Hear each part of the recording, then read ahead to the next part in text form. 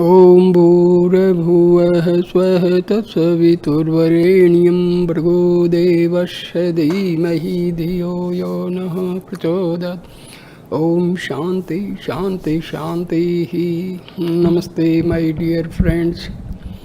This is second video on Bhagavan Sri Ramana Maharshi's 40 verses on reality. All Ulladu Narpadu. The last sentence of video number 1 was, yet ignorance is not apart from the self, because all experiences as thoughts come from the self and are witnessed by it. Verses 6 and 7. Now, verse 14. You and he exist when the I exists. If the root of the I, the one, is found, you and he will also shine as the one.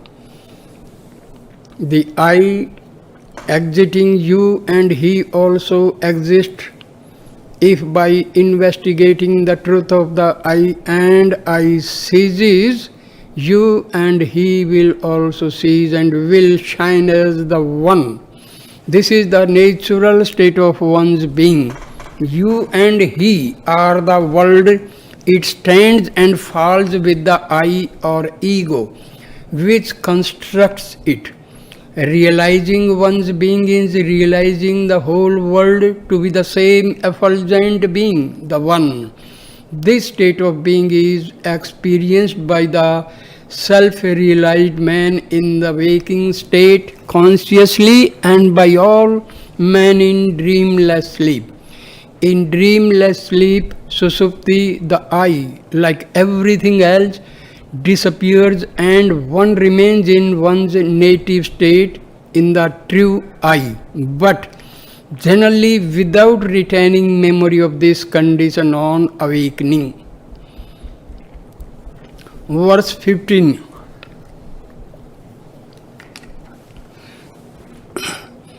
The past and future are only the present when they occur.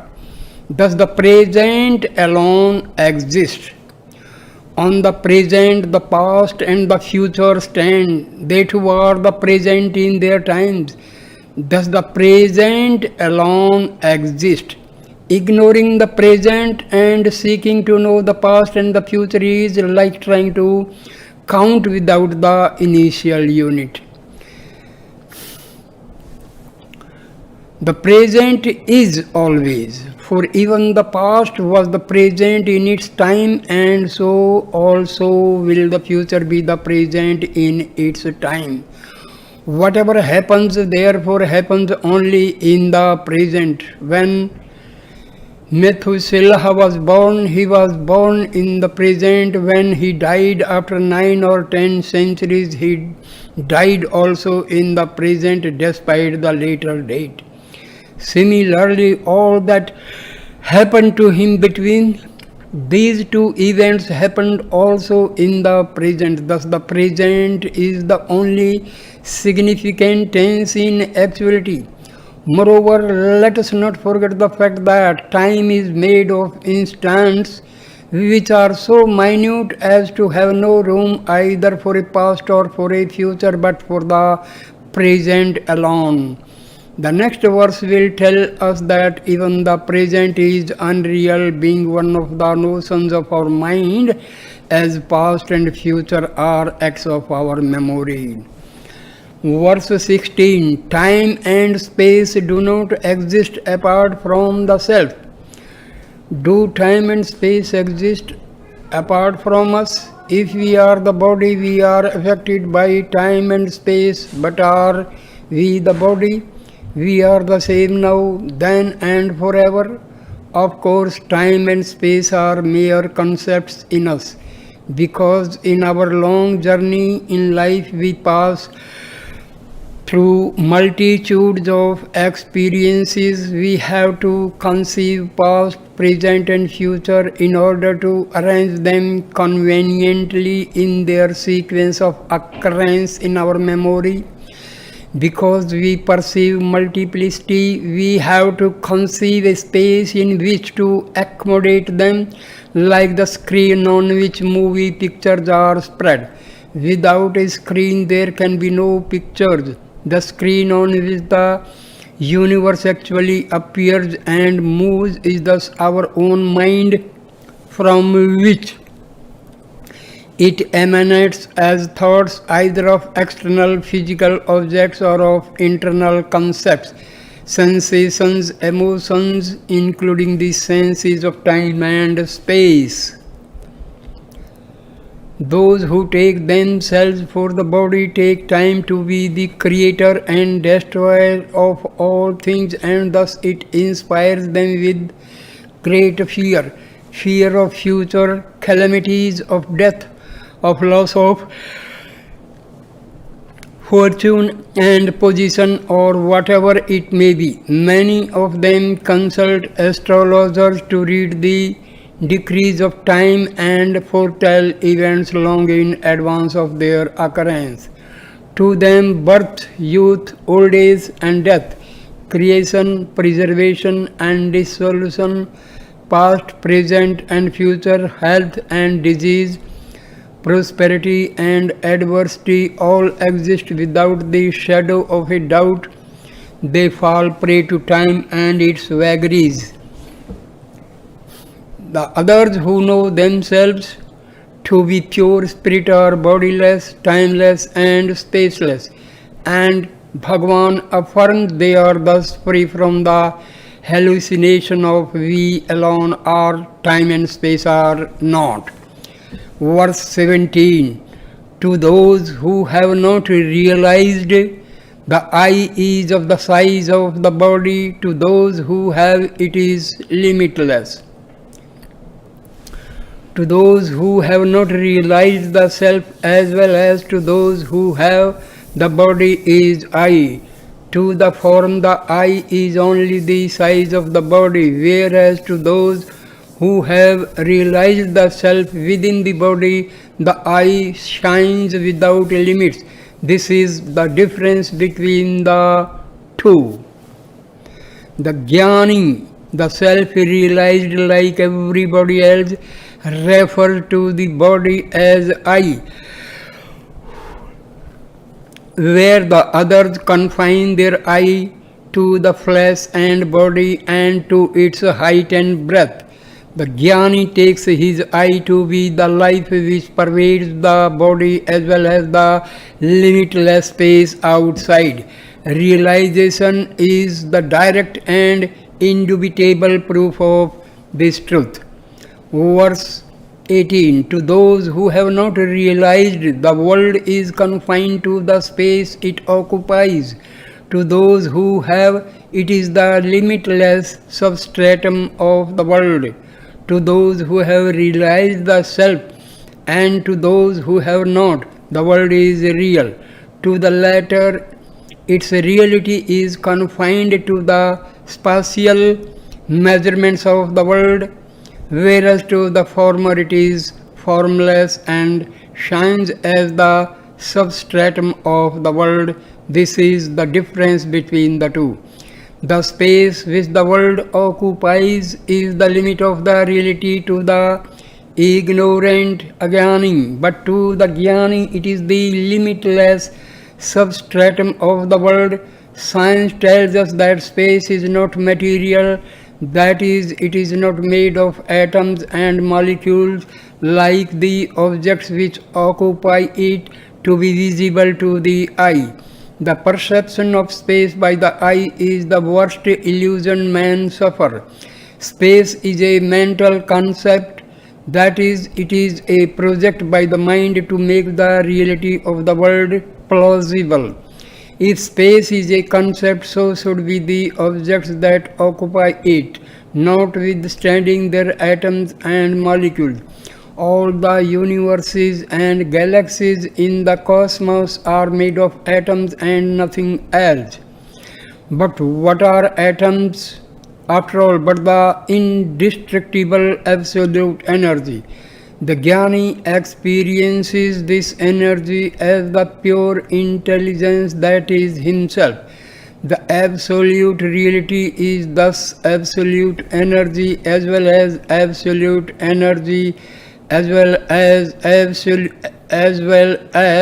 absolute consciousness, Sat as well as Chit, omnipotent, omnipresent as well as omniscient, the world as well as the creator and seer of the world. Verse 19. Arguments about destiny and free will are carried on by those who have not realized. Those who have are free from both. Disputations are to which prevails over the other. Fate or free will are for those who have no knowledge of the self, which is the ground of both fate and free will. Those who have realized this ground are free from both. Will they be caught by them again? Fate or destiny is karma. Karma, like free will, is unintelligent and can thus affect only the unintelligent in man, namely the body, and not the intelligent being who is the lord of the body. When realization of this is achieved, karma and free will have no feet to stand on and will crumble to dust of their own accord. The scholar do not worry over whether destiny and free will affect the individual or his body, but argue about which of them dominates the other in its operation. Our own approach to this question is simple. We exercise our will freely and let karma take care of itself. Vasishtha Muni exhorts Rama to make constant efforts in his sadhana and forget about all the complexities of destiny.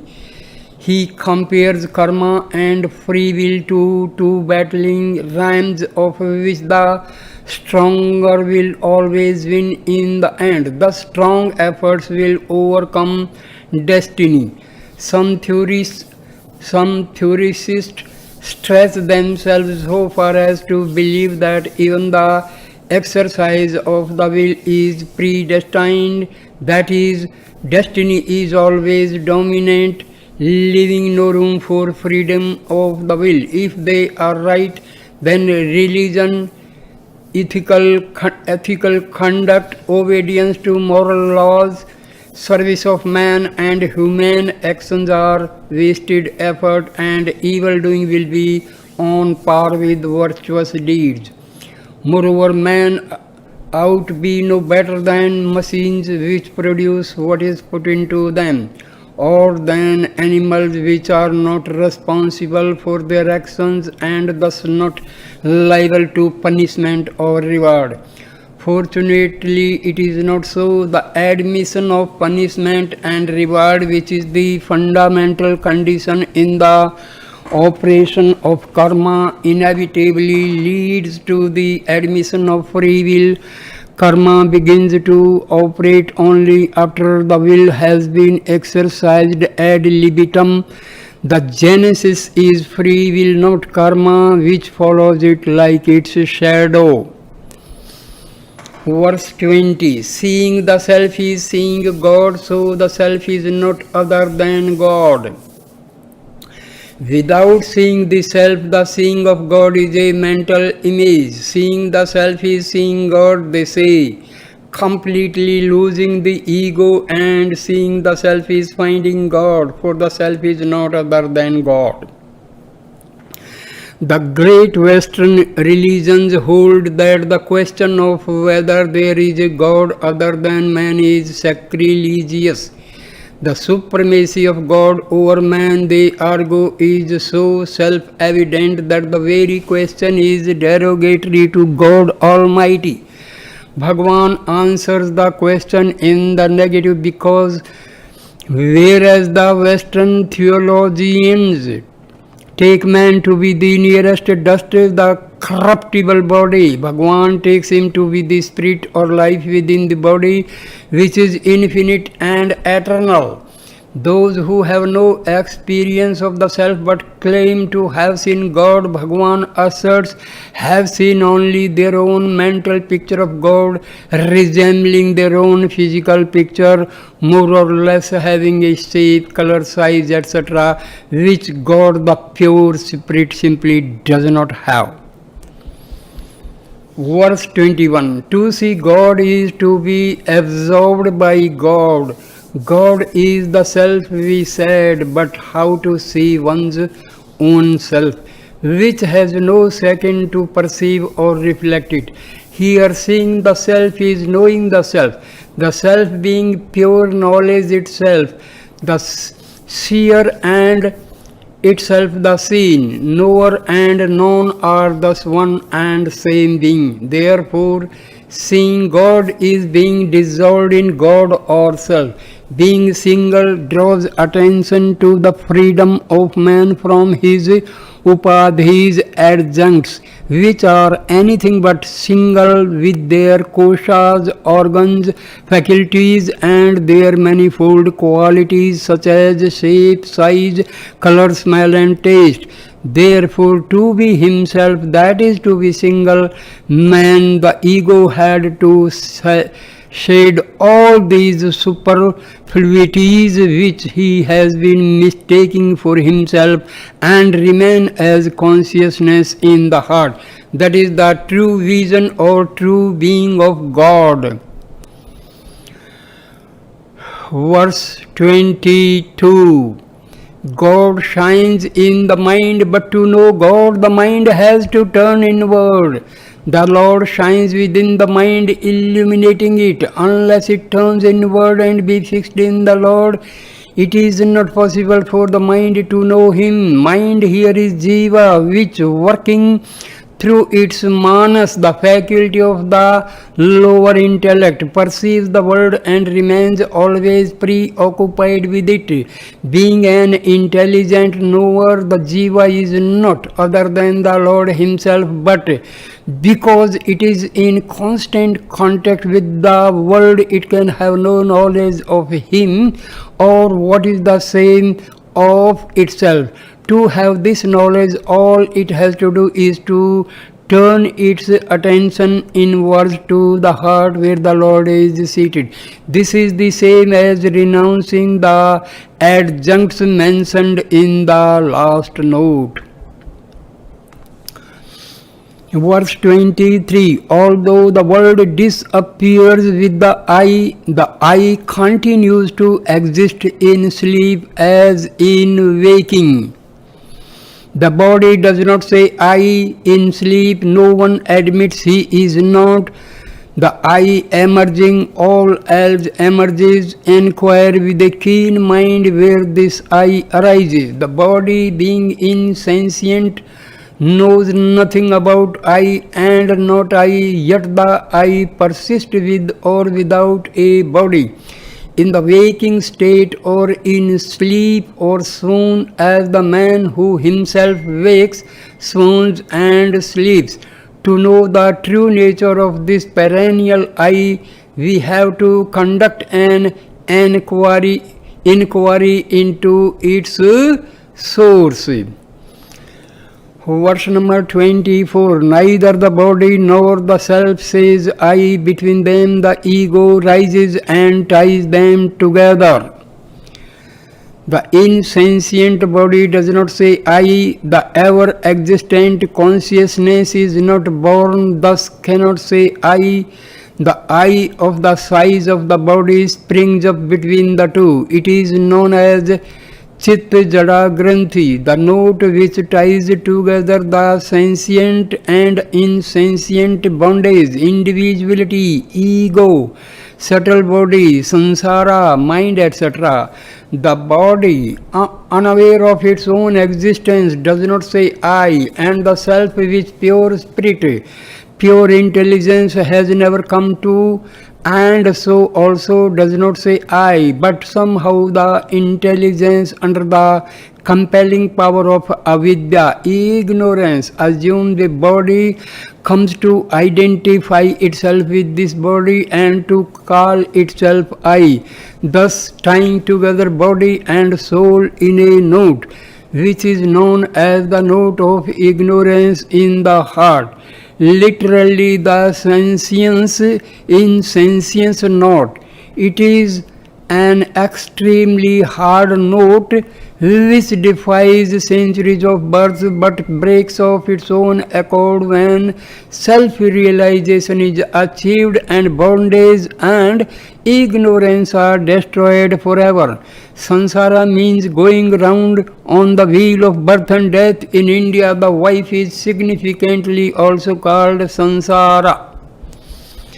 Verse number 25. The ego takes a body and accomplishes various acts. It takes one body after another till it is destroyed by vichara.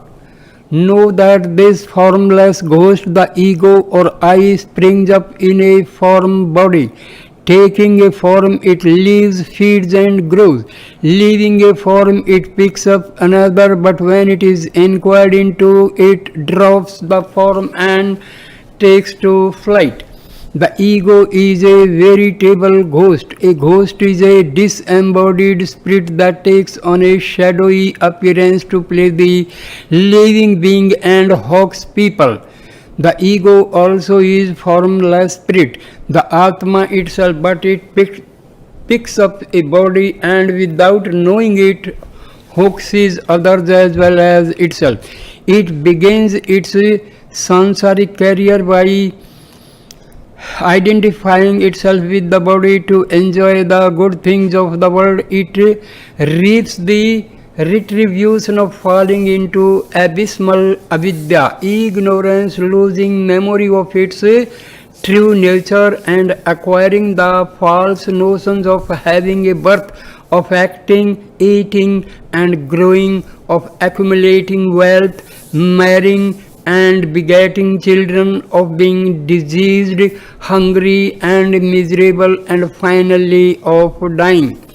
But when the time of its redemption draws near, it undergoes an investigation of real nature, of its real nature, sheds its identification with the body, transcends its previous illusions and becomes free once again, full of the bliss of self-discovery and self-knowledge, jnana. Verse number 26. The ego being the all, surrendering, it is surrendering all.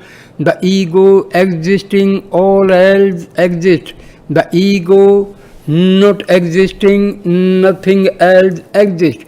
The ego is thus all. Inquiring as to what the ego is therefore surrendering all.